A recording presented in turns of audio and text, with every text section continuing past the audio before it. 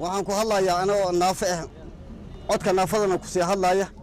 saaki waxaan soo aadnay gobolkan soo aadnay Beledweyne yaan soo aadnay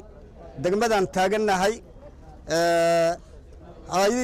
haydihii maartay oo naafada shaqo ku lahayaa shaqo bilaabay xuquuqi aan lahayn xaafada loo gudbi markaan tagnana oo soo doodnay waxa leeyahay shaqo kuma leeyahay nala dhahay xabadka gacanta lagala saaray haddana waxaan taagnahay albaabka degmadan taaganahay marka saas darteed yaan cawaasanaynaa marka waan gartay gudoomiyaha degmada oo albaabkii dabcan xarunta degmada laga galo oo haatan taagantiin oo warbaahinta aad ku hadlaysaan idinku ma la hadasheen waxaad intiin cabashadeen u sheegteen waa la hadalnay waxba niimaha yaadneeri marka ninka waxba niimaha yaadneeri anagana u jeedna xuquuqayna la gudbiyo xaafada loo gudbi anagana dadkii naafadaha anahnay oo maartay dad saddex walood ku booda iyo nin jiif as yahay oo saaka u soo dacwanay xabadku gacanta dhigay anaga u jeedna waxay noqoto anaga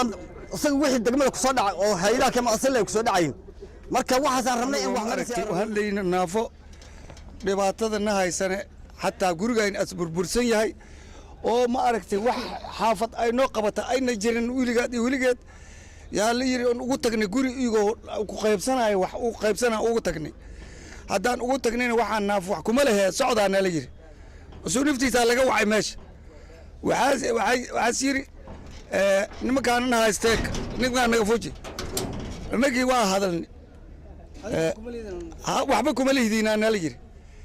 xaafadda waa deganaa horna wax kama qaadan buush wax kama qaadanin curyaankaas le ilaahay wax noogu soo ridaan adduunkana asnaga ogaado anaguna xuquuqdayna aan helno bini aadamna noola taxgeliyo aan ma aragtay xafiisaan leena xafiiskan wax nooga yimaado male marka waxaas yiri hadda meeshan wax kuma lihidin anugayna naga soo bilaabanaysa agoonto iyo dadka masaakiinta aan nala mid kuma jiraana waa dad beledka dhaxyaaqaya ma aragtay oo soo aruuriya qaybsanay